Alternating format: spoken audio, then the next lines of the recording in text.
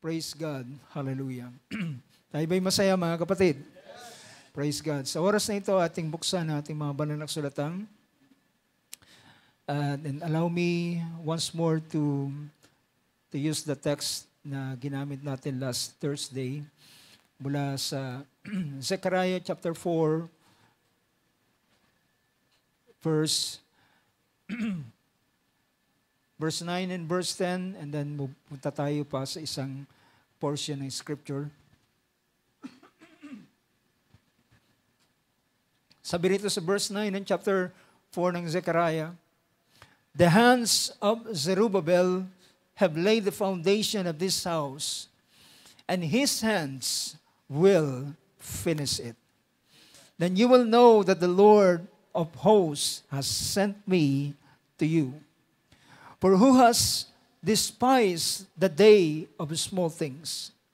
But the seven will be glad when they see the plumb line in the hand of Zerubbabel. These are the eyes of the Lord, will range to and fro throughout all the earth." Sa isang verse pa, Book of Job chapter 8 verse 7. Sabi ng verse 7, sabi rito, "Though your beginning was insignificant, yet your end will increase greatly." Praise God. Tamang sabing amen. Praise God. Mako pa tayo sa oras na ito. Purihin ng Diyos, magandang umaga po muli sa bawat isa sa atin. Pagbati sa pangalan nating Panginoon. Praise God. So sa oras na ito ay nais kong muling i-share sa inyo ang part 2 ng ating tinalakay nung nakaraang Thursday. Ito'y pangusap ng Panginoon sa pamamagitan ni Zechariah, ang propeta ng Diyos sa panahon ng restoration ng Israel, or sabihin natin from exile after ng 70 years captivity from Babylon, at nang sila ay makalabas sa lugar ng Babylon, ito yung pasimula ng favor ng Diyos sa kanila. Ito yung start ng favor ng Diyos. Well, mga kapatid, alam ko, ang Panginoon, ang lagi niyang nais ay extend niya ang favor sa kanyang mga anak. Extend niya ang kanyang favor sa kanyang mga anak. Pero tandaan natin, ang ating Panginoon ay siya ay kagaya ng magulang at higit pa siya sa magulang. Higit pa siya sa mga parents. Dahilan ng ating Panginoon, pinakita ng Biblia, ng kanyang mga salita, na lahat ng kanyang naisin sa atin ay pawang mabubuting bagay. And even sa mga panahon ng kanyang pagpalo, pagsaway sa atin, it is also for our good. It is for our good as well. Ito pa rin ay para sa ating kabutihan pa rin. Tayo man ay malatayan, tayo man ay mapalo, at minsan yung palo ay may nag-iiwan ng tanda sa atin, pero lahat ng yun ay pawang tanda, hindi ng kanyang kalupitan, kundi ng kanyang pag-ibig sa bawat isa sa atin. So dito, nang ang Israel ay makalabas sa Babylon, then sabi ng ating Panginoon sa prophecy kay Jeremiah, bago pa sila pumasok doon sa 70 years captivity, ang Diyos ay, so yung pagpalo ay nakaamba pa lang, pero meron na siyang inilaan na biyaya pagkatapos nito. Sabi niya, pagkatapos ng 70 years, aking kayong dadalawin at aking gagawin na lahat ng mabubuting bagay na salita na aking sinabi sa inyo, sabi ng Panginoon. So naranasan nila ang ganitong bagay na after 70 years nakalabas sila sa Babylon, at ngayon ay, nang sila'y bumalik sa Jerusalem, nang sila'y bumalik doon sa lupain na kung saan sila ay umalis sila, ay maganda ang Jerusalem, maganda ang templo, ang nasa kanyang kalawalatian, nasa kanyang karangalan. Pero nang bumalik sila, mga kapatid, wala silang nadatnan kundi rubbles lamang, kundi mga tambak na bato, at ang kalawalatian ay naglaho. Yun ang pinakita ng Diyos kay kay Ezekiel, ang pag-alis, ang kalawalatian ng Israel ay hindi ang ginto, hindi ang pilak, hindi ang kanilang kayamanan, hindi ang karangyaan na meron sila. The glory of the Lord is God Himself. Ang kalawalatian ng Israel, sinabi ito ng Book of Samuel, the glory of Israel will not lie. Ang tinutukoy na kalawalatian ng Israel ay ang Diyos mismo. At kapag ang Diyos ay umalis, ang kalawalatian ay mawawala. So minsan ang tao sa sekular na buhay ngayon, ang kalawalatian ng tao ngayon ay kanilang yaman, kanilang salapi, kanilang mga ari-arian, yung mga asset na na-acquire nila, yung prestige, yung fame na meron sila, yun yung kanilang karangalan, yun yung kanilang kalawalatian, pero walang Diyos sa kanilang buhay. At kung meron man sila ng ganitong mga bagay sa ibabaw ng mundong ito, kung wala ang Diyos, wala pa rin silang kalawalatian. Kaya ang tingin ng Panginoon sa kanila, sila ay hubad sa harapan ng Diyos. Ngunit kung ang isang tao, isang mananampalataya na itinuring ng ating Panginoon sa isang parable katulad ni Lazarus na isang pulubi, naglilimon, namamalimos, hindi lamang siya namamalimos, kundi ibig sabihin, deprived siya ng mga bagay dito sa ibabaw ng mundo. At halos gusto niya kahit yung mumu lamang ng pagkain ng isang lalaking mayaman ay sapat na sa kanya. Dahil alam nyo, iba po yung mumu ng mahirap, talagang mumu na talaga. Pero yung mumu ng mayaman ay pwede nang pakain ng isang pamilya. Di ba? Alam niyo yan. So meron, kapag yung mga mayayaman ay nagtatapon ng kanilang pagkain, yung mga prutas na pag merong konting sira, ayaw nila, tinatapon nila, yun ay inaantay ng mga hirap, di ba? Ito'y pagkain na para sa kanila. So, kahit yung mumu nila ay pagkain ito para kay Lazarus. Pero mga kapatid, ang lalaking mayaman, meron siya ng lahat ng bagay, pero siya ay walang kalawalatian ng Diyos.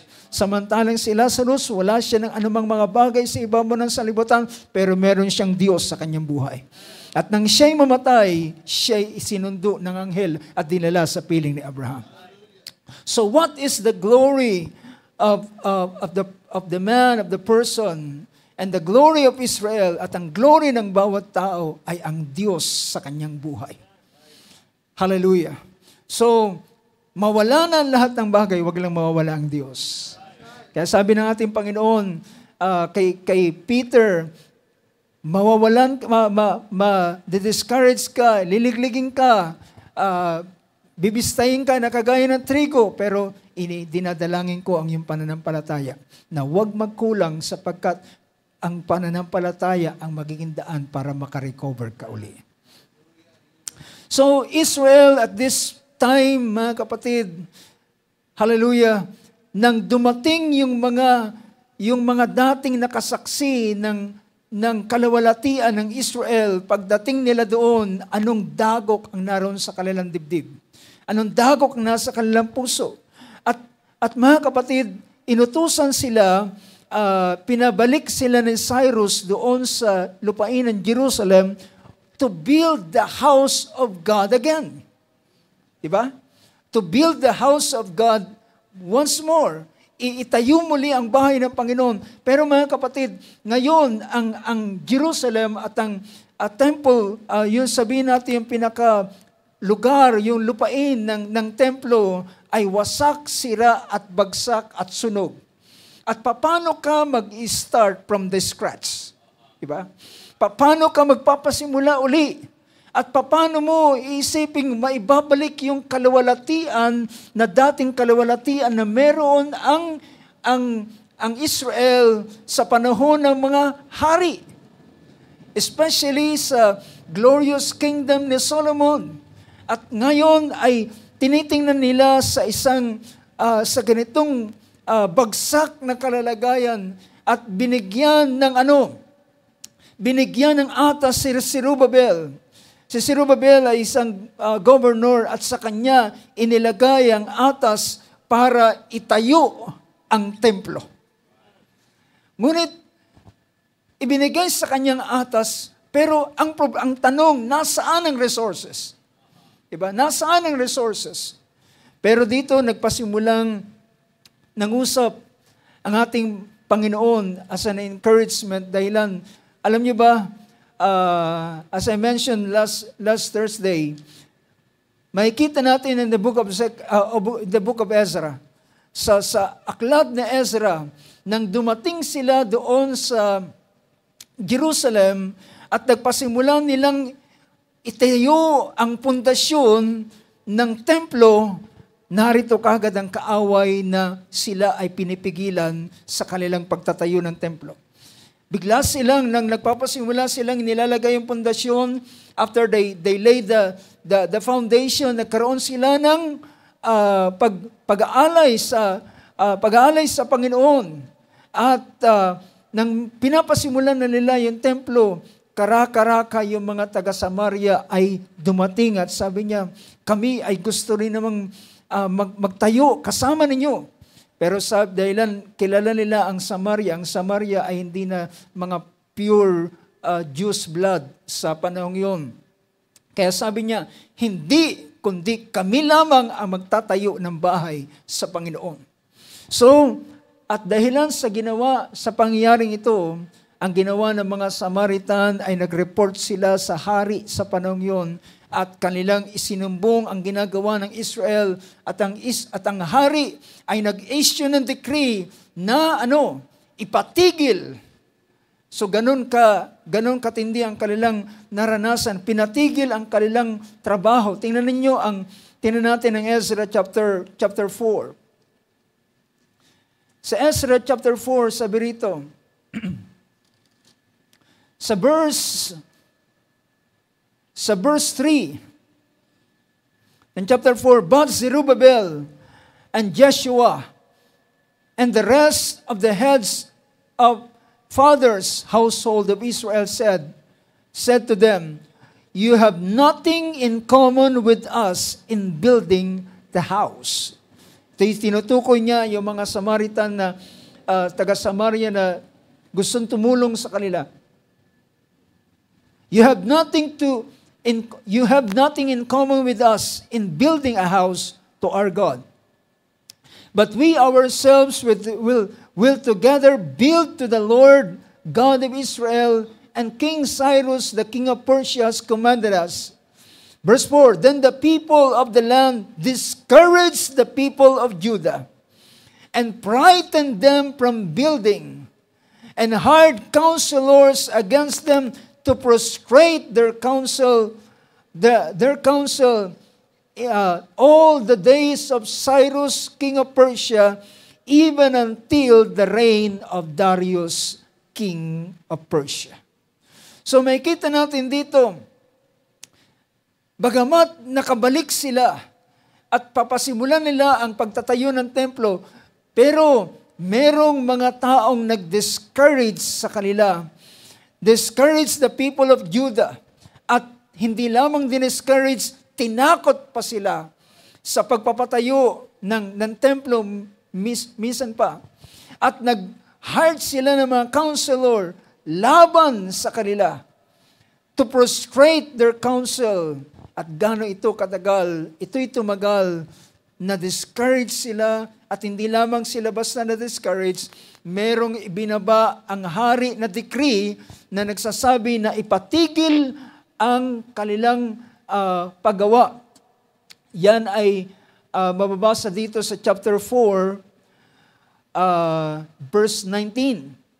Sabi rito, a decree has been issued by me, and a search has been made, ito'y salita na ng hari, and been made, and it has been discovered that the city has risen up against the kings in past days, that rebellion and revolt have been perpetrated in it, that mighty kings have ruled over Jerusalem, governing all the provinces beyond the river, and the tribute, custom, and toll were paid to them. So, nag-imbestiga yung hari sa nakaraan ng Israel. Oo nga, yung mga hari, sila ay sumakop ng mga kaharian, at yung mga kahariang yun ay nagbigay ng tribute, nagbigay ng pera sa kanila o ng dahilan sila'y nasakop, nagbigay sila ng pera, at sabi ng verse 21, so now, I issue a decree to make this man stop work, that the city may not be rebuilt until a decree issued by me. Beware of being negligent in carrying out this matter. Why should damage increase to the decrement of the king? So pinakita niya, kung basahin natin sa Tagalog ang verse 20 up to verse 22. Sabi riyan, nagkaroon naman doon ng mga 21 na lang. Sabi na 21, magpasya kayo ngayon na inyong ipatigil ang mga taong ito, at upang ang bayang ito ay huwag matayo hanggang sa ang pasya ay magawa ko. Verse 22. At ako'y sabi niya, at kayo mag-ingat na huwag kayong magpabaya dito, bakit ang pagkapahamak na mangyayari at ikapapahamak ng mga hari. So, dito po ay in-start na ipatigil. It's not just only a discouragement, hindi lamang bagay na discouragement ang ginawa sa kanila, merong batas na talagang hindi sila pwedeng magpatuloy ng paggawa. Merong batas talaga. So, but ito ay napatigil sa ilang taon, almost 2 decades, kulang-kulang 2 dekada. Imagine gano'ng katagal ito napahinto. At ngunit, nang ito'y mapahinto, well, ang ginawa ng mga Israelita, ang pinagtuunan nila ng pansin ay ang kanilang mga bahay. Pinaayos nila at pinaganda. Pero, dahilan doon sa batas na yun, ay ayaw nilang nang gumawa. Ngunit ibinangon ng Diyos ang 2 propeta, si Zechariah at si Haggai. Si Haggai ang unang nag-prophecy at sumunod sa taong yun ay 3 propesiya galing dalawa kay Haggai at isa kay Zechariah. So ang ibig kong sabihin, merong mga buwan kasing pinakita roon na sunod-sunod na prophecy. So pinakita na ang Diyos ay nagpahayag uli sa bahay ng Israel. Sabi niya, kontento na ba kayo na nakatira sa inyong mga bahay na maaayos samantalang ang bahay ng Diyos ay wasa at sira? Sabi niya, kumilos kayo, binagbigay ng encouragement muli ang mga propeta ng Diyos na ito, si Haggai at si Zechariah, at sabi niya, ang Panginoon ay sumasa inyo. Ang Panginoon ay nasa inyo. Siya ay gagawa. So, sa kabila ng ganitong bagay, mga kapatid, nakikita mo na wala kang halos lakas na pwedeng makita, na pwede mong paghugutan, maliban doon sa sabi ng Panginoon. Diba? Ang tanging lamang nilang pwedeng pagkunan ng lakas ay walang anuman, walang financial na bagay, walang sino man, kundi ang sabi lamang ng Panginoon na sabi niya, ako ay sumasa inyo. So ang ginawa ng bahay ng Israel ay nagpasimula silang humakbang upang itayo ang bahay ng Panginoon. At narito mga kapatid, nang itinatayo na nila muli ang bahay ng Panginoon, bumalik uli mga kaaway. At sabi nila, bakit kayo gustong ibalik muli, itayo uli? Hindi bagat ang utos ng hari ay ganito? Well, ang malakas na pangungusap ng mga anak ni Israel ay nagsabi ng ganito sa chapter 5 verse 9 ng Book of Ezra. Verse 7, then sent a report to him in which it was written thus, to Darius the king, all peace. Let it be known to the king that we have gone to the province of Judah and to the house of the great God, which is being built with huge stones and beams being laid in the walls, and this work is going on with great care and is succeeding in their hands. Then we asked those elders, tinanong nila yung mga matatandang ito, yung mga Israelita. Then we asked those elders and said to them, who issued you a decree to rebuild this temple and to finish this structure? We also asked them their names and so to inform, then sinabi niya yung mga pangalan, verse 11, thus they answered us, saying, we are the servants of God of heaven and earth, and are building the temple that was built many years ago, which a great king of Israel built and finished it. Ang sagot nila, kami ay mga lingkod ng Diyos, ng langit at ng lupa, at aming itatayo ang templong itong muli. With that courage in their heart, at alam nyo, yung ganitong bagay ay muling isinumbong sila sa hari. And what will happen? Ano-anong nasa inyong kaisipan kapag isinumbong ulit sila sa hari? Ang iisipin ninyo ay ititigil muli ang kanilang pagbibuild. Pero ang nangyari ay kabaliktaran. Ang hari na pinagsumbungan nila ay gumawa ng research doon sa archive ng Persia, at nahalungkat nila ang utos ni King Cyrus. At ang utos ni Cyrus ay inutusan ako ng Diyos na ipagpatayo siya ng bahay sa Jerusalem, at lahat ng mga mamamayan ng Jerusalem, ng Israel, ay bumalik silang lahat doon at ipagpatayo na ang Diyos ng bahay para sa Kanya, at lahat ng kanilang kailangan ay kaaking isusupply para sa kanila. What happened, mga kapatid? Ano nangyari na nagkaroon na baliktad ang lahat ng mga bagay? Ang dating takot ay napalitan ng courage, at ang dating pangangailangan ay napagyan ng supply. Praise God, sapagkat ang sila ay gumawa according doon sa sinabi ng Panginoon, bumalik kayo at itayo muli ang inyong bahay. Bumalik kayo at itayo muli ang bahay ng Panginoon. So mga kapatid, ang buhay ng mga mananampalataya, ang sentro ng kanilang buhay ay hindi yung kanilang pamilya na umiinog lamang doon. Ang totoong sentro ng buhay ng mga mananampalataya ay ang Diyos na kanilang pinaglilingkuran. At sabi ng banal na sulatan, and all these things will be added. Diba?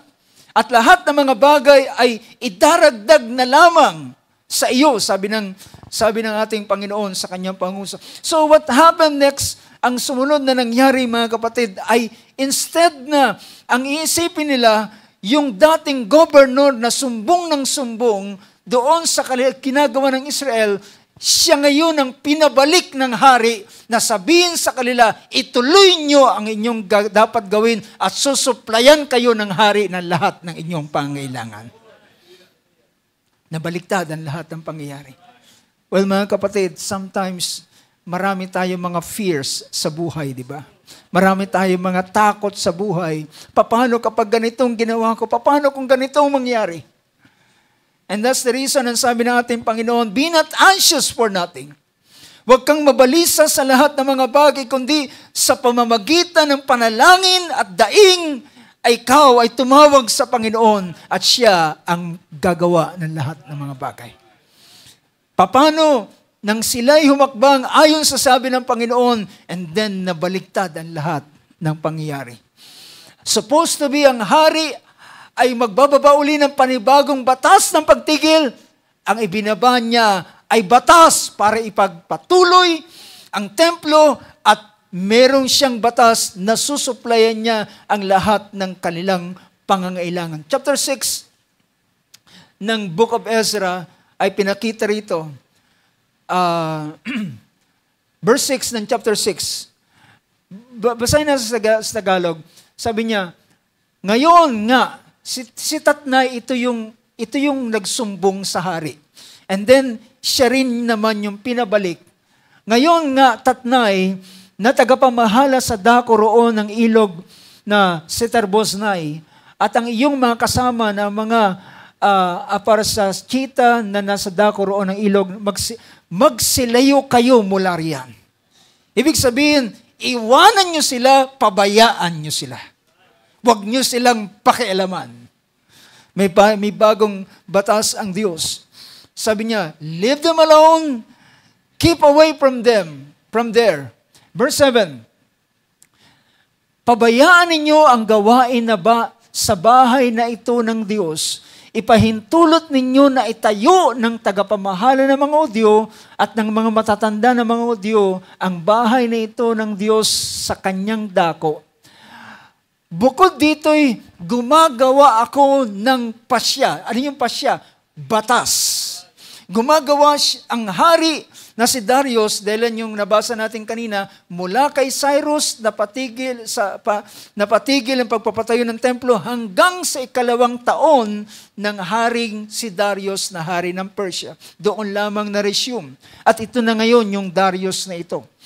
At nagbigay din siya ng pasya na sabi niya, na kung ano ang inyong gagawin sa mga matandang ito at mga Hudyo sa pagtatayo ng bahay na ito ng Diyos, na ang mga pag-aari ng hari sa makapitbagay mula sa buwis sa dako roon ng ilog at ang mga magugugol ay ibigay ng buong sikap sa mga taong ito upang huwag mapigilan ang pagtatayo ng templo. Lahat ng kanilang need, lahat ng kanilang pangangailangan para magpatayo ng templo ay kinakailangang ibigay sa kanila. Another decree. Sabi rito sa sumunod na verse, at ang kanilang kakailanganin mga guyang turo, gayon din ang mga tupa, kordero, ukol sa mga handog na susunugin para sa Diyos, mga trigo, asin, alak, langis, ayon sa salita ng mga sacerdote na nasa Jerusalem, ibigay sa kanila araw-araw na walang pagsala. Brothers and sisters, minsan nakatingin tayo sa mga bagay na walang pag-asa dahilan tayo tumitingin lamang sa ating sariling paningin. Pero bakit hindi natin dapat ito ay tingnan sa pamamagitan ng salita mismo ng Panginoon? Ang Diyos ang nag-utos. Sa kabila na ang templo o ang lupa o ang Jerusalem ay bagsak at nasa ganung kalalagayan, and just only the foundation ang naroon sa kanila. Pero nang sila ay humakbang, praise God, alam nyo, hindi ang pinag-uusapan dito. Ang sabi ng Panginoon kay Zerubbabel sa pamamagitan ni Sekaraya, huwag mong maliitin ang maliliit na bagay ng Panginoon. Do not despise the small things, the days of small things. Huwag mong ituring na walang kwenta ang maliliit na bagay na ginagawa ng Panginoon. And usually, mga kapatid, alam niyo ba na ang Diyos ay lagi siyang nagpapasimula, hindi sa mga grand starting. Hindi sa mga sabihin natin, magagarbong mga bagay. Usually, ang Diyos ay laging nagpapasimula sa maliliit na mga bagay.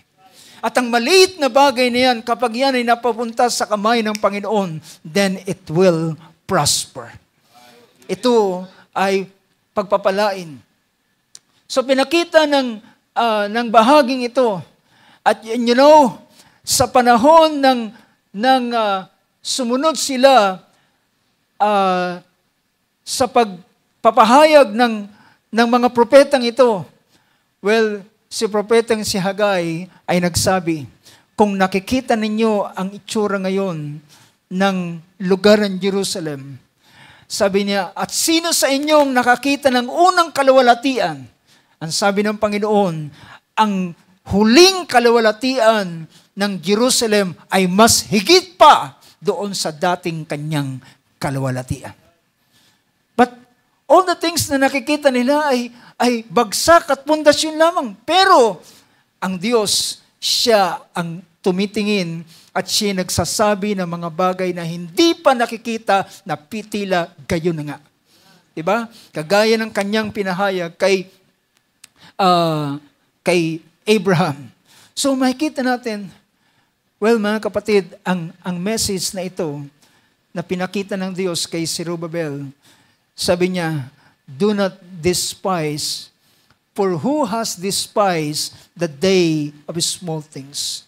Do not despise the days of small things. Huwag mong hamakin. Kapag sinabing hamak, parang hindi ka nagbibigay ng masyadong pansin. Parang, anong mangyayari dito? Saan ito makakaabot? Anong magagawa nito?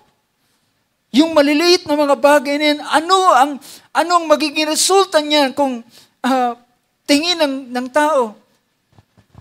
Hindi nga yan makakadagdag ng anumang bagay. See? Pero, ang sabi ng Panginoon, who has despised the day of small things? Sino ang maghahamak sa mga maliliit na araw, na bagay na ginagawa ng Panginoon? Pero sabi ng verse 9, sinabi rito kay Zerubbabel, sabi niya, the hands of Zerubbabel have laid the foundation of this house, and his hands will finish it. Siya ang nagtayo nung nilagay niya ang pundasyon at pumipinigil. Anong inisip nila? Wala na tayong magagawa. Merong batas. Pero mga kapatid, ang Diyos ang hari ng mga hari. Ang Diyos ang Panginoon ng mga Panginoon. Kung ang haring si Artaxerxes ay nakapagbigay ng deklarasyon at ng decree, patigil yan. Pero merong mas mataas na hari sa itaas na nagsabing, ituloy yan. Alam nyo, minsan ganito, mahalaga yung mga ranggo, di ba? Yung isang, di ko kabisado kasi yung mga ranggo sa army and police. Pwedeng isang opisyal ay magsabing, sabi pa narinig ko minsan kay Billy Graham, sabi ng isang opisyal, sino naglagay ng bulaklak dyan? Pakapangit ng bulaklak na yan. Sabi niya, ang naglagay sa atin ay yung mataas nating opisyal. Ay, maganda yan. Diba? So, ibig sabihin, kung si Artaxerxes ay nagbigay ng kanyang utos at napigil niya ang pagtatayo, pero merong Diyos na kataas-taasan na may-ari ng lahat ng mga bagay ay nagbigay ng decree, kinakailangan itayo ang templo. At nang bumangon si Darius, siya naman ang nagsatuparan ng utos ng hari ng mga hari at itinuloy ang paggawa ng templo. Now mga kapatid, gusto kong tingnan natin sa ilang mga sandali. Usually, ang Diyos ay hindi siya, God hides Himself in simplicity and reveals Himself in the same way, sabi natin kapatid. God always hiding Himself in simplicity. And usually, ang kanyang ginagamit ay ang mga simpleng bagay at minsan sa tingin ng tao ay walang kwenta. Sa tingin ng tao ay walang anuman. Pero kagaya ng awit kanina, nalalaman niya kung sino tayo. Nalalaman niya ang plano niya sa bawat isa sa atin. Alam niyo, sa buhay sa paglabas ng Diyos, nang gustong ilabas ng Diyos ang Israel sa lugar ng Egypt, well, si Moses ay unay nag-aral siya, pinag-aral siya ng anak na babae ni Paraon. At inisip niya sa pamamagitan ng kanyang karunungan at ng kanyang aral at ng kanyang kapangyarihan at ng kanyang lakas ay pwede niyang ilabas at iligtas ang kanyang bayan. Iligtas man lamang sa least way na kanyang nalalaman na ipagtanggol sila at ipakita sa kanyang kababayan na narito ako, tutulungan ko kayo. Handa akong tumulong para sa inyo. Handa akong pumatay para sa inyo. Yan ang mensaheng gustong ipakita ni Moses sa kanyang kababayan. But instead na siya ay i-commend o papurihan o pasalamatan at sasabihin, salamat Moses, nariyan ka upang magtanggol sa amin. Ang sabi ng kanyang mga kababayan, papatayin mo rin ba kami kagaya ng ginawa mo kahapon? At siya'y tumakas. So mga kapatid, iba ang Diyos kapag siya ay gusto niyang ilabas ang kanyang bayan. Usually, para sakupin mo ang isang malaking bansa, anong kinakailangan mo? Isang malaking sandatahang lakas. Yung mga sandata mo ay sophisticated, ang mga kalawal mo ay mga well-trained, at ang iyong mga kagamitan at ang iyong estratehiya ay gayon na lamang para sakupin ang isang bansa. Especially at this time, ang Egypt ay isang superpower nation. At ang sabi ng Panginoon, inutusan niya ang isang lalaking si Moses papuntang Egypt para ilabas ang kanyang bayan. And brothers and sisters, anong sabi ni Moses? Panginoon, sino ako? Sino ako? Ano ang aking magagawa? Especially, ngayon ay 40 years ko nang hindi na-practice yung dating alam niya. Diba? Kapag ang isang bagay hindi mo na pinapractice, nakakalimutan mo na ito. At ang alam niya na lamang ay ang kanyang routine, bahay, Horeb. Dala-dala yung tupa ng kanyang biyanan. At yun na lamang siya na kapag umiikot ang kanyang buhay, yung pagpapastol, pamilya, asawa, anak, yun na lamang umiikot ang kanyang buhay at nilimot niya na ang nakaraan na siya ay merong mapait na karanasan sa Egypt para sa kanyang kababayan. At winaglit na rin niya sa kanyang kaisipan. Pero heto, isang araw ang Panginoon ay tumawag sa kanya, Moses, Moses. Sabi niya, naparito ako at narinig ko ang sigaw ng aking bayan. Naalala ko si Abraham, si Isaac at si Jacob. Naalala ko ang aking pangako sa kanila. Sabi niya, narito ako upang suguin ka, upang ilabas mo ang aking bayan mula sa pagkalipin. And brothers and sisters, at this time, sabi nga kanina, Egypt is a superpower nation. Kung sa atin ngayon, ibang kategorya ng mga superpower nation. Pero sa panahong yon ng Egypt, ang Egypt ang siyang pinakamakapangyarihang bansa sa panahong yon. At lalo itong nakilala ng si Joseph ay naroon. At sa panahon nang hanggang sa ito ay nagkapag-acquire ng yaman sa iba't ibang mga bansa. At ngayon, isa na siyang makapangyarihan. Ikaw na isang pastol ay pupunta roon at ilalabas ang bayan ng Israel. Gaano sila karami? Kulang-kulang 2 milyon. Nasa 2 milyong katao ang iyong ilalabas at sabi niya, humarap ka kay Paraon, sabihin mo, let my people go. Sabi ni Moses, sino ako, Panginoon? Sino ako? Pero sinugo niya ang lalaking ito para ilabas ang Israel. And you know, brothers and sisters, according to Exodus chapter 4, verse 17, anong sabi riyan ng banal na sulatan? Sabi rito, habang nagkakaroon ng usapan sa pagitan ng Panginoon, sa verse 14, sabi rito, then the anger of the Lord, dahilan pilit na tumatanggi si Moses, Ayaw ko, Panginoon. Magsugo ka na lang ng iba. Wag na ako.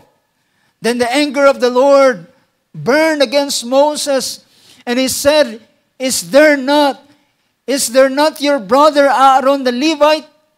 I know that he speaks fluently, and moreover, behold, he is coming out to meet you. And when he sees you, he will be glad in his heart. 15.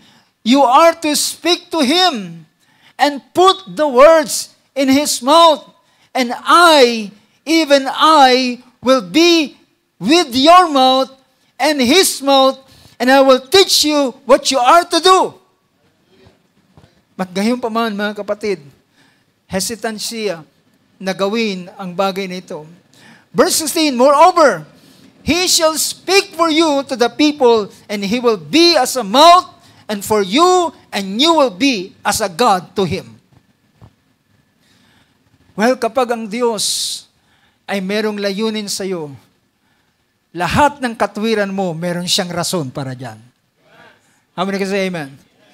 Lahat ng katwiran mo, meron siyang rason at meron siyang sagot para sa lahat ng iyong rason na ibinabangon. Hindi ako marunong magsalita, hindi ako marunong mangusap. Sabi niya, meron akong gagamitin tagapangusap. Yan ay yung kapatid, si Aaron. Alam kong kaya niya marunong siyang magsalita. At sabi niya, at higit pa sa riyan, ako'y sasa iyo, at ako ang magtuturo ng lahat ng mga bagay na iyong ipapagawa, na iyong dapat gawin. At kanyang sasalitain sa bayan, at ikaw at siya'y magiging pinakabibig para sa iyo, at ikaw ay magiging parang Diyos sa kanya. So, ang tanging gagawin mo is the command. At si Aaron ang magpe-perform. And verse 17, at sabi ng Panginoon kay Moses, sabi rito, you shall take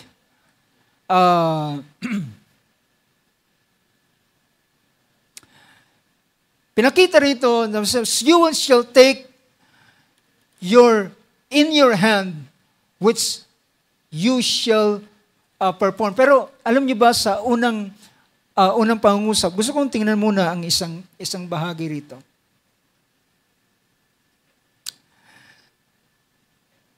Yung stop na ito ay unang itinanong ng Panginoon kay Moses. Sabi niya, ano ang nasa iyong kamay? At siyempre pa, usually ang isang pastol, ang nasa kanyang kamay ay isang tungkod. At ang tungkod na yan ay usually ito yung ginagamit ng mga pastol. Sa chapter 4, taas natin ng konti.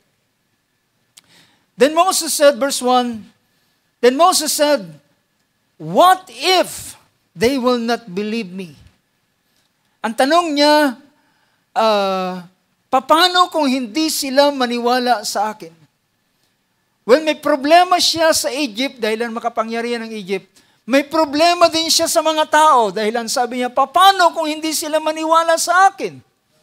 So dalawa talaga yung rason niya kay Paraon at sa bayang Israel. What if they will not believe me? Or listen to what I say? For they may say, pwede nilang sabihin, ang Panginoon ay hindi nagpakita sa iyo. Well, kapag ang isang bagay na yung sasabihin ay walang magpapatotoo, well, sasabihin, gawa-gawa mo lang yan. Nakuha niyo yung punto? May rason si Moses. Nang sabihin niya, paano kung hindi sila maniwala sa akin? Paano kung sabihin nila, nakukunwari ka lang. Hindi nagpakita sa iyo ang Panginoon. At ang sabi ng Panginoon sa kanya, for they may say, the Lord has not appeared to you. Verse 2, the Lord said, what is that in your hand? Ano ang nasa iyong kamay? Ano yan ang nasa iyong kamay? Sabi niya, a staff. Ang isang tungkod. At sabi ng Panginoon, ihagis mo yan at nang hinagis niya, naging ahas. hawakan mo sa buntot. Yun yung pinapakita ko sa inyo dati. The very foolish thing na pwedeng gawin ng tao na manghuli ng ahas ay hawakan sa buntot. Dahilan ito ay magiging paraan na siya ay tuklawin. Pero sometimes ang mga paraan ng Diyos, it seems foolishness. It seems parang kamangmangan. Pero ito ay instruction ng Diyos kay Moses. So, sabi niya, nang ihagis niya sa lupa, naging ahas, hawakan mo sa buntot, naging tungkod. Ipasok mo ang iyong kamay sa iyong dibdib at ang nilabas niya ay naging isang meketong at ipasok niyang uli at paglabas ay naging magaling, naging bumalik sa dating kalalagayan ng kanyang kamay. At sabi ng Panginoon, dito sa verse 17, more you shall take in your hand this staff. You shall take in your hand this staff, which you shall perform the miracles. Kukunin mo ang tungkod na yan sa iyong kamay, na unang sinabi niya, ano na sa iyong kamay? Tungkod. Nang inihagis niya, nakita niya yung pagtransform nito from staff to snake. At sabi ng ating Panginoon sa verse 17, then, kanyang, nilagyan ng chinards niya yung staff na ito. Yung staff na ito ay hindi lamang, yung tungkod na ito ay hindi lamang ngayon basta tungkod. Ito ay kinargahan ng Diyos ng kanyang kapangyarihan. Ang staff ngayon na naroon sa kanya ay hindi lamang isang ordinaryong tungkod, kundi naging parang scepter. Dahilan ang isang hari ay meron siyang setro at yung setro niya ay siyang kanyang authority. Yung kanyang corona ay pagpapakita na siya ay king sa domain o dun sa na kanyang nasasakupan. Pero yung hawak niyang staff o yung scepter niya ay yun yung kanyang authority na nagpapakita meron siyang authority. So wag nating isipin, wag nating sabihin, mga kapatid, na si Moses dito ay walang authority. Binigyan siya ng authority ng Panginoon sa pamamagitan ng rod, anong staff na inilagay sa kanyang kamay. And by that staff by which you shall perform the signs and you will perform the miracles. Well, mga kapatid, do not despise the small things. Huwag nating maliitin ang maliliit na bagay. Oo, maliit na bagay yan, pero kapag yan ay kinuha ng Diyos, magiging makapangyarihan. How many can say amen to that? Ang isang bagay na maliit, wag itong malalagay sa kamay ng Diyos sapagkat ito'y pagpapalain ng Diyos. Ito ay magiging dakilang bagay. Ito ay mahayag. At alam natin mga kapatid, sa pamamagitan ng staff na ito, ay nailabas niya ang bayan ng Israel. So that's the conclusion sa pamamagitan ng staff na ibig sabihin, dito niya ngayon ibinibigay ang authority at yung staff na yon ay yun yung pagpapakita na binigyan siya ng Diyos ng authority. Galing sa kanya at siya'y ginawang Diyos kay Paraon. At si Aaron ay kanyang propeta. Now, nakita natin ang ganitong bagay. Sa lahat ng kanyang ginagawa, daladala niya ang staff na yan. Daladala niya ang tungkod na yan. Nang hawiin niya ang dagat na pula, tinaas niya ang kanyang tungkod at nahawi ang dagat na pula. Nang sila ay magigipagbaka against sa Amalek, hawak niyang tungkod naroon sa bundok at tinaas ang kanyang kamay. Ngunit habang nakataas ang kanyang kamay, hawak ang tungkod, nagtatagumpay ang Israel sa Amalekites. Pero habang siya ay napapagod at bumababa yung kanyang kamay, hawak ang tungkod, ang Israel ay nagagapi. ginawa ni Aaron at ni Hur, itinaas ang dalawang kamay ni Aaron, ni Moses, at si Josue ay nagtagumpay laban sa Amalek. By this staff, you will perform signs, miracles. Sa pamamagitan ng rod na yun, siya'y nagsalita sa bato at sinampas niyang bato at ang bato ay lumabas ang tubig. At ang huling sabi ng Panginoon, magsalita ka lang sa bato, hawak ang tungkod. Later on, mga kapatid, ang sabi ng Panginoon sa kanya, hawakan mo ang tungkod, pero hindi yung tungkod ang ipanghahampas mo. Dahilan, ang Diyos ay nagbigay na ng authority kay Moses, you just speak to the rock. Magsasalita ka lamang doon sa bato at ang tubig ay lalabas. The small things, ang maliit na tungkod na ito ay ginamit ng Diyos. You know ba, mga kapatid, sa panahon ng ang ating Panginoon, ay usually gumagamit siya lagi at malimit.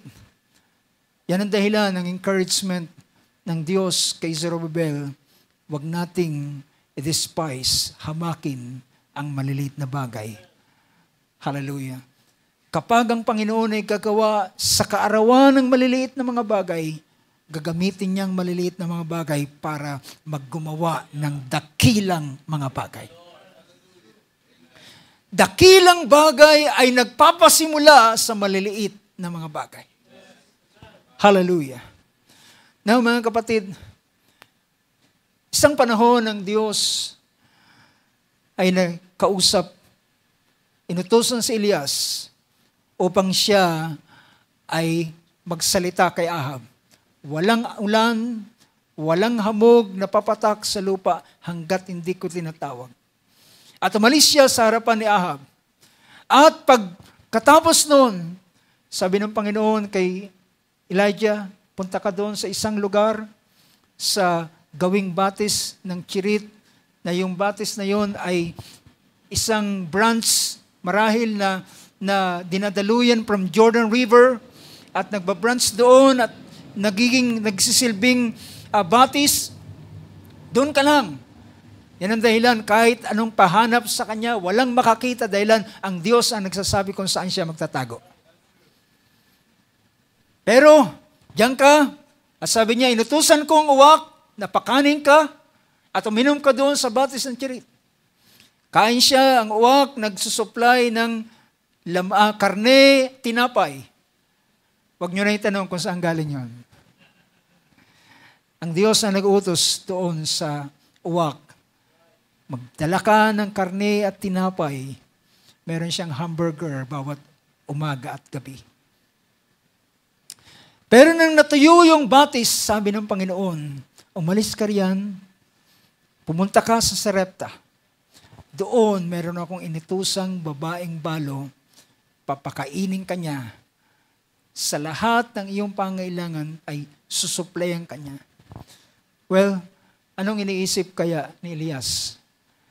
In human thinking, baka yung widow na yun ay nabalo na mayroong asawang mayaman. Pero pagdating niya, sabi ng Panginoon, yung babaeng yan na namumulot ng mga stick na panggatong, siya ang babae na inutusan kong magpapakain sa iyo. At mga kapatid, sabi ng Banal na Kasulatan, sinabi ng Panginoon at nilapitan niya at kanyang sinabi sa babaeng ito, dalhan mo ako ng tubig. At ang babae ay yumaon upang ikuha siya ng tubig. Pero sa pagbabalik mo, magdala ka ng isang subong tinapay. Doon siya bumalik at nagbaling. Sabi niya, buhay ang Panginoong mong Diyos. Wala akong tinapay. Meron lamang kaming konting harina at konting langis. At iluluto ito. At ang susunod na ay hindi na namin alam. Aantayin na lamang namin ang kamatayan dahilan sa lawak ng famine sa panahon yun. Pero sabi rito ng 17 ng 1 King verse 13. Then Elijah said to her, Do not fear. Huwag kang matakot. Go do as you have said.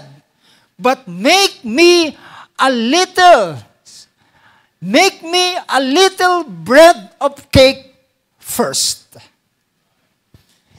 Huwag kang matakot. Pero ipaggawa mo muna ako ng isang maliit at isang subong tinapay. Sabi niya, muna, make me a little bread of cake, a bread cake first, from it first, and bring it out to me, and afterward, you may make one for yourselves and for your son. Well, ang isip, kung ikaw ang mag-iisip, isang kainan na nga lang to, maghahati pa kami. Ngayon, iluluto ko para sa kanya, sabi, bumalik ako at magluto ako para sa akin at sa aking anak. Paano yun mangyayari? So make a little bread cake from it first, and afterward make for yourselves and for yourself and for your son. For thus says the Lord God of Israel, the bowl of flour shall not be exhausted, nor shall the jar of oil be empty, until the day that the Lord sends rain on the face of the earth. Saan makakarating kung ang langis at arena na meron ang babaeng balo, kung ito'y sa kanila lang, pagkatapos ito'y tapos na. And then they will, mag-aantay na lamang sila ng kanilang kamatayan. Pero nang ito'y nalagay sa kamay ng Panginoon. Amen ka sa amen. Nang ito'y malagay sa kamay ng Panginoon, ang maliit na tinapay, ang nalagay ito sa kamay ni Elias at kanyang kinain, ay kanyang bless. At matapos niyang kinain, ang sabi nito, at pagkatapos niyang kumain, ang babae ay bumalik at nagluto para sa kanyang sarili at para sa kanyang anak. So she went and did according to the word of Elijah, and she and he and her household ate for many days. Ano sabi diyan sa Tagalog? At siya'y yumaon at ginawa ang ayon sa sabi ni Elias. At kumain ang babae, ang balo, at siya si Elias, at ang kanyang sambahayan na maraming araw. Brothers and sisters, wag na wag malalagay sa kamay ng Panginoon ang isang bagay dahil ito'y pagpapalain. Hallelujah. Nang ito'y nalagay, sabi ng sa kamay ng Panginoon, at sabi ng sumunod na pangusap, verse 16, ang sabi niyan, at ang gusi ng harina ay hindi nakulangan, at ang banga ng langis man ay nabawasan ayon sa salita ng Panginoon na kanyang sinilita sa pamamagitan ni Elias. You know, lagi natin narinig yung awit, these are the days of Elijah. Oh, I miss the days of Elijah. I long to see the days of Elijah when I will see the God of Elijah. If the days of Elijah will happen again, meaning to say, mga kapatid, we will see the God of Elijah once again. Oh God, I long to see, may mga panahon sa aking prayer, I long to see the days of Elijah. I long to see, and most especially, I want to see the God of Elijah. Si Eliseo, nang makita niya na nahulog na sa kanyang balabal at iginrant yung double portion, ang kanyang sigaw, where is the God of Elijah? Nasaan ang Diyos ni Elias? Mga kapatid, may mga panahon, nakikita ko tayo ay dumarating sa pangailangan. Kung mayroong ilan sa mga kapatiran na nasa mga pangailangan, ang ilan sa atin na nasa pangailangan, hindi rin kami ligtas, hindi rin ligtas ang bawat isa sa atin. Tayo rin, ako man, kami man, ay dumarating sa pangailangan. At sa ganitong panahon, mga kapatid, ang aking hinahanap, where is the God of Elijah? I want to see once more the days of Elijah. Kung paano kaya niyang paramihin at suplayan, hindi man isang bultuhan na darating na biglang napuno yung tapayan ng langis at yung gusi ng lalagyan ng harina, kundi yung kaunting yun ay hindi nasasaid. Hindi naubos, hindi siya biglang napuno, kundi yung kaunting yun ay, anong sabi ng Panginoon? Pray for this day, give us this day our daily bread. Give us this day our daily bread. Hindi tayo tinuruan ng Panginoon, give us this day our 1 year bread. American say amen to that. Hindi kayo ang inutos ng ating Panginoon.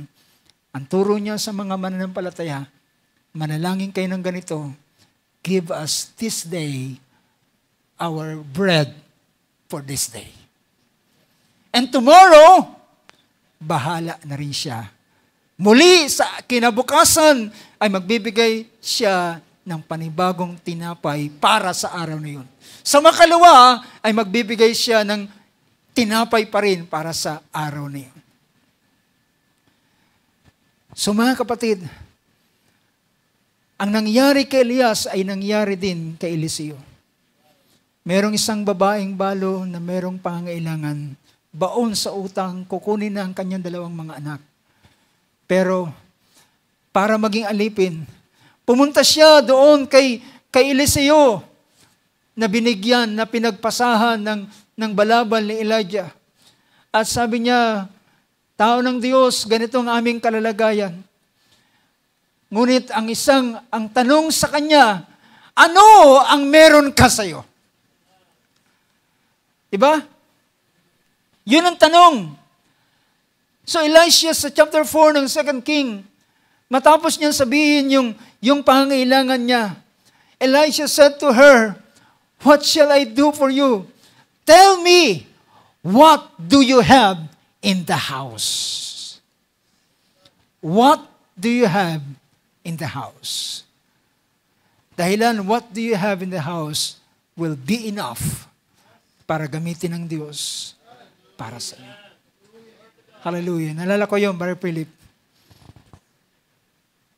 Brother Philip na wala ng trabaho. At sabi niya, ang inspirasyon sa kanya kung anong meron siya, yun ang gagamitin ng Panginoon. Brothers and sisters, do not despise the small things. Minsan kulang tayo, pero kung anong meron dyan, at kung merong mga, may mga panahon, sabi pa nga, minsan daw, anong tawag doon ng kasabihan, mapagbiro ang tadhana. May mga panahon na ito na lang yung pera mo at merong kakatok. Pwede bang humingi ng konting tulong sa iyo?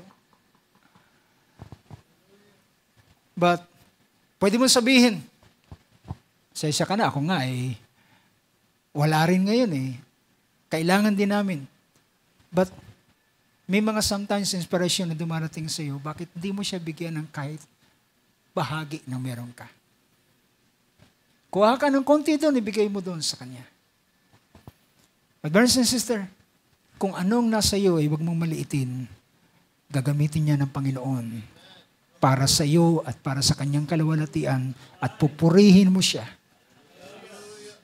Alala yung sinare ni Brother Michael, pinapakita, minsan, ang kaaway ay nag-o-offer ng maraming bagay. Pero wag natin sundin ang salita ng kaaway, sundin natin ang Panginoon. Yung maliit na bagay na yan, ang kaaway laging nagpapakita ng mga malalaking mga bagay. Pero ang Diyos ay laging nag-i-start sa maliit na bagay. Anong meron ka? Ang tanong ni Elisha. Ang sabi ng babae, meron lamang ako ritong isang bangang langis. Ang sabi ng tao ng Diyos, sapat na yan. Manghiram ka ng mga tapayan sa kapitbahay mo. Lahat ng kapitbahay mo, ihiraman mo ng tapayan. Huwag kang manghihiram ng kaunti. Ganun yung instruction. At ang bawat nahiram mo ay salinan mo at itabi mo. Yung ganun ang kanyang ginawa. Pero ang kanyang pinagtataka, napuno na lahat ng tapayan na kanyang hiniram. Pagtayo niya, meron pa ring langis. Sabi niya, bigyan mo pa ako ng sisidlahan. Sabi niya, Nay, wala na. Puno na ang lahat. At doon, binenta niya at bayad niya sa kanilang utang at ginamit nila para sa kanilang sariling buhay. Mga kapatid, hallelujah, hindi natin ang paraan ng Panginoon ay kakaiba sa ating paraan. Lagi natin gustong makita kagad ang malalaking mga bagay. Pero ang maliit na bagay ay usually ang ginagamit ng ating Panginoon.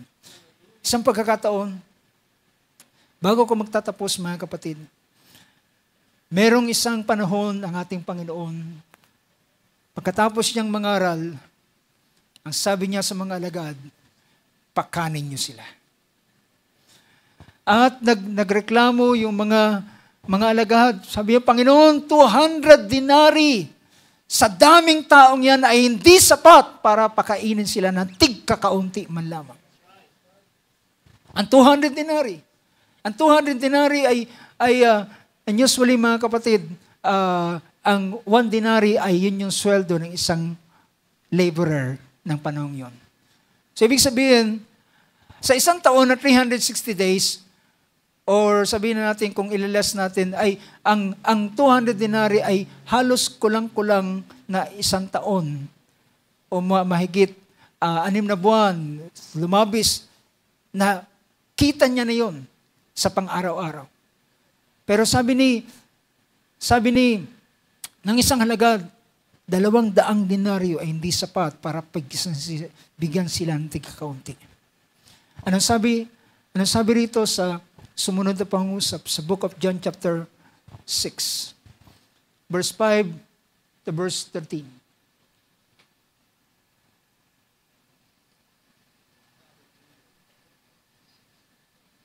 Sabi ng Book of John 6, verse 5.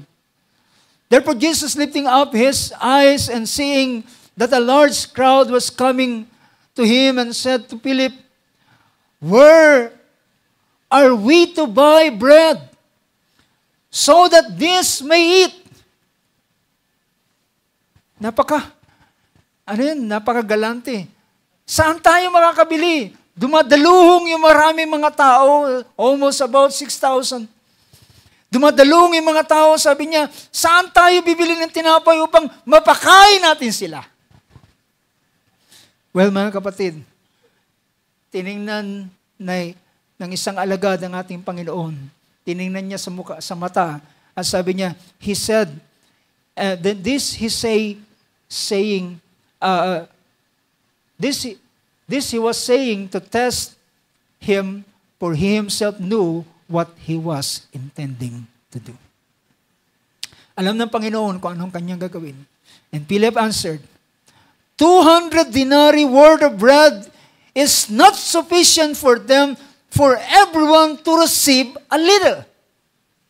Yung 200 denaryo ay imposibleng ang mapakain sila o bigyan sila ng maliliit na bahagi.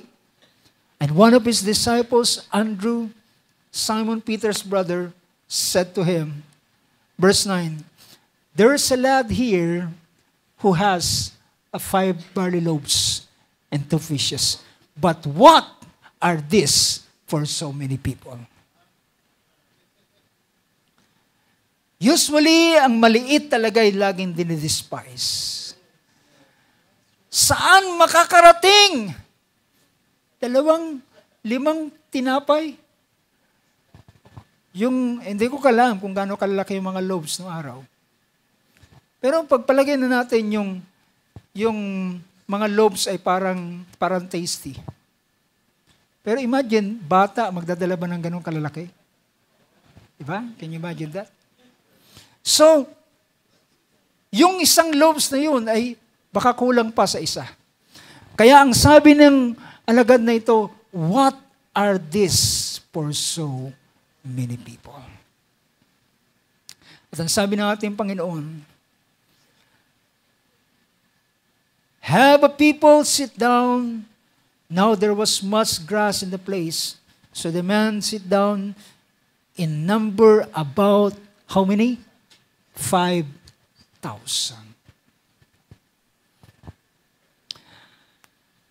Sabi dito, about 5,000.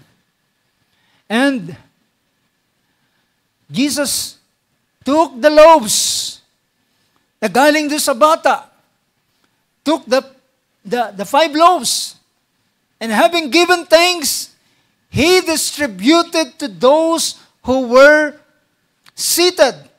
Likewise also the fish, as much as they wanted.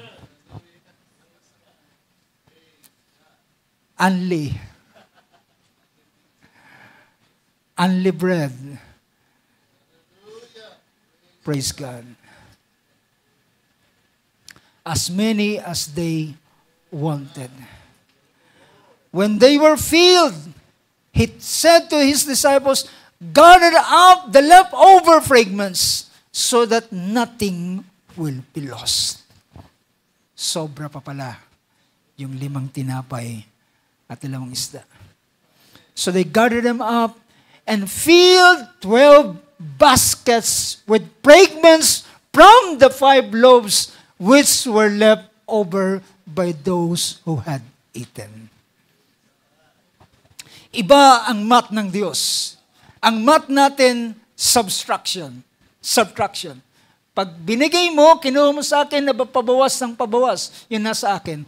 Pero ang math ng Diyos, ng Panginoon, is multiplication. Amen. It's multiplication. Tayo ay laging subtraction. Bihira tayo. Yung addition ay maliit na porsyento na nadodoble. Pero ang multiplication ay mas mabilis ang pagdami. At ang sumobra mula dun sa 5 loaves is 12 baskets. Maring ang mga alagad ay nakatingin sa 12 baskets. At matagal na tinititigan saan ang galing ang 12 baskets na ito out of 5 loaves and 2 fishes. But brothers and sisters, isang bagay lamang ang pinapakita, ang Diyos noon at ang Diyos natin ngayon is the same God. Therefore, do not despise small things.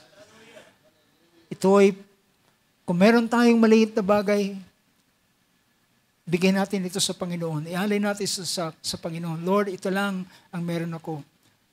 May you bless this small thing and use it. Hallelujah. Purihin ng Diyos tayo tumayo sa oras na ito, mga kapatid. Praise God. Praise God. Maring tayo dumarating sa panahon, may mga pangyayari, nawawalan ng trabaho, nakukulang sa pangailangan, but still, ang Diyos, ang pangalan niya is Jehovah Jireh. Siya ang Panginoon na nagsusupply ng ating pangailangan. Merong awit na nagsabing He is more than enough.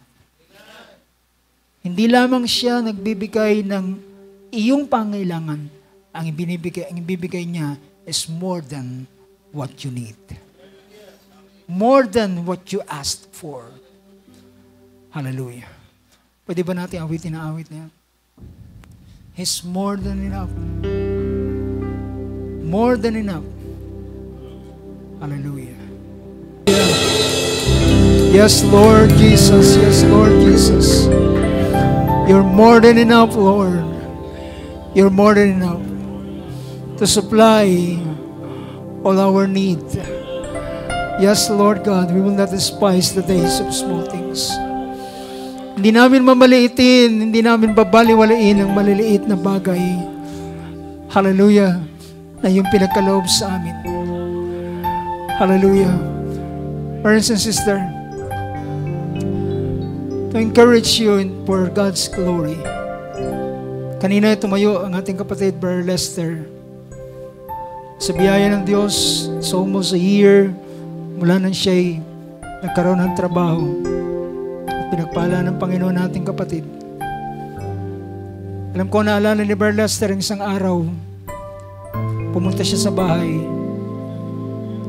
Ilang araw, hindi ko matandaan, ilang araw nawalan siya ng trabaho. At nang siya mawalan ng trabaho, nag-iisip siya, ayaw niya na muling matulad sa mga nagdaang mga araw. Siyempre pa, tayo bilang anak, wala tayong pwedeng takbuhan kundi ating magulang. Pero, ng araw na yun, pinagtapat niya, may mga nawalan siya ng trabaho, may mga pangailangan. At ng araw na yun, nanalangin kami.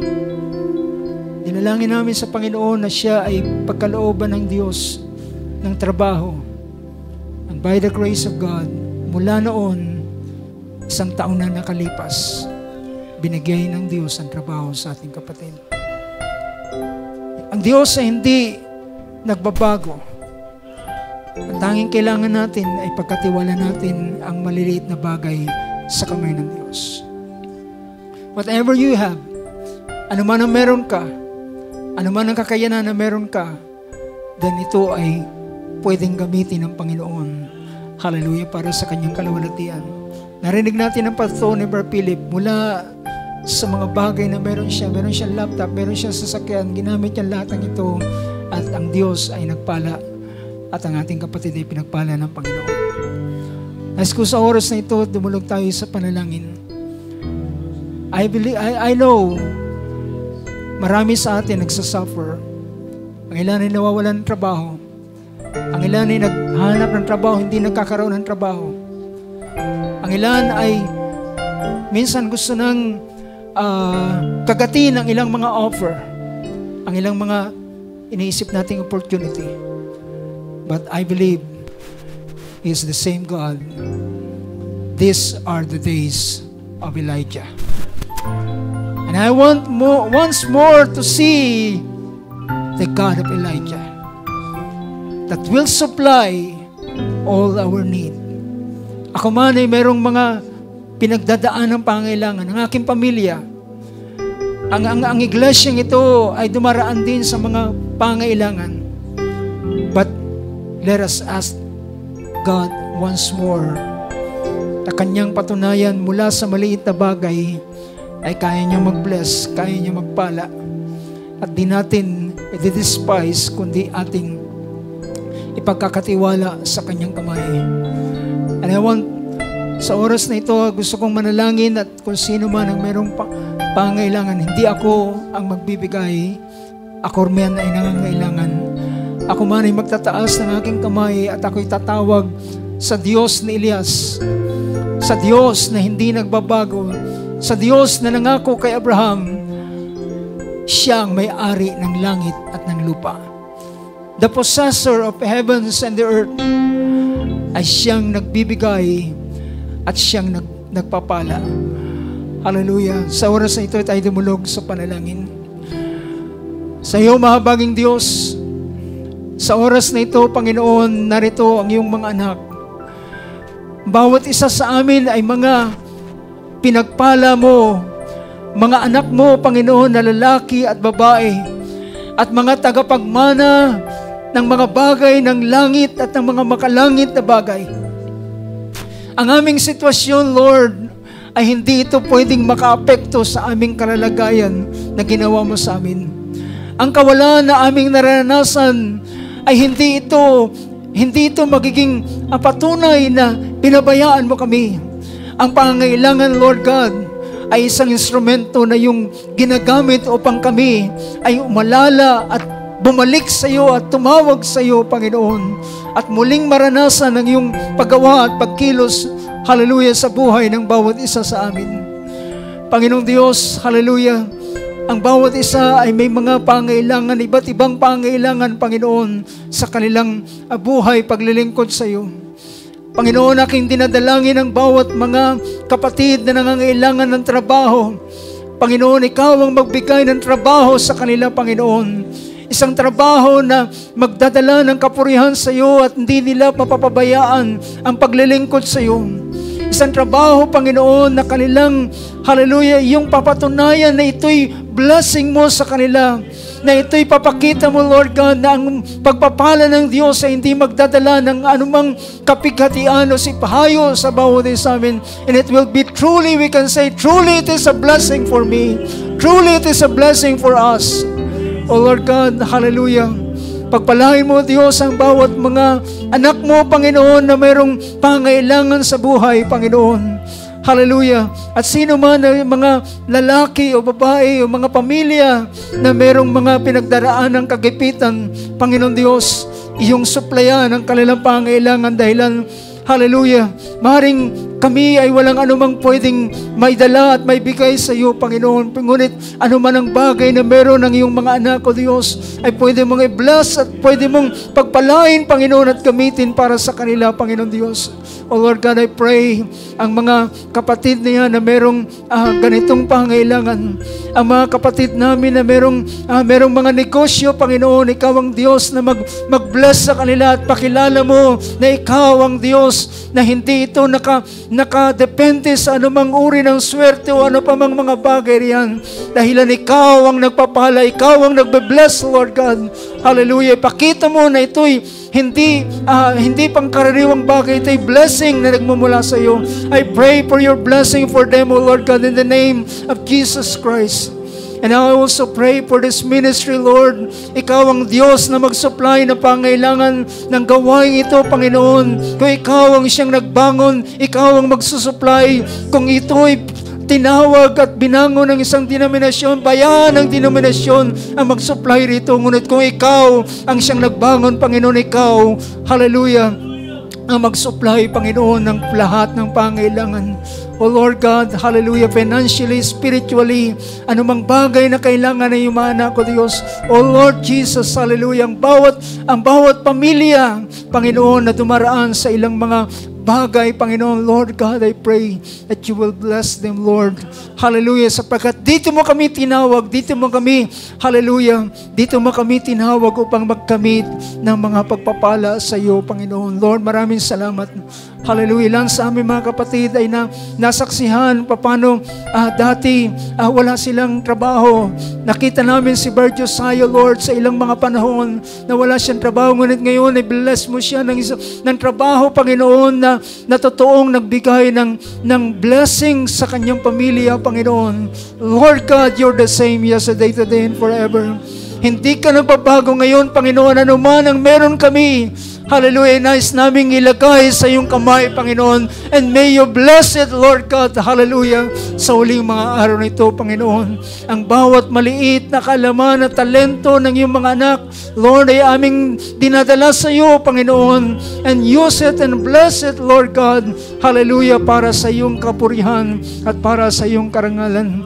Panginoon, bayan mo sa mga araw na yon na darating ay maalala namin isang araw kami ay tumawag sa iyo at ikaw ay tumugon sa bawat isa na iyong mga anak. Purihin ka sa oras na ito. Ang buong karangalan, buong pagpapasalamat ay binibigay namin sa iyo, Panginoon, dahilan ikaw ay mabuti at ikaw ay maluwalhati. Sa pangalan ng aming Panginoong Yesus, amen and amen. Hallelujah, hallelujah. Alapakan natin ating Panginoon. Purihin ka, Panginoon. Purihin ka, O Lord God. Blessed be your holy name, O Lord Jesus. O God, hallelujah. You're so good, you're so good. Ikaw ay totoong mabuti sa bawat isa sa amin. Hallelujah. Shall we say amen once more? Praise God. Purihin ang Diyos.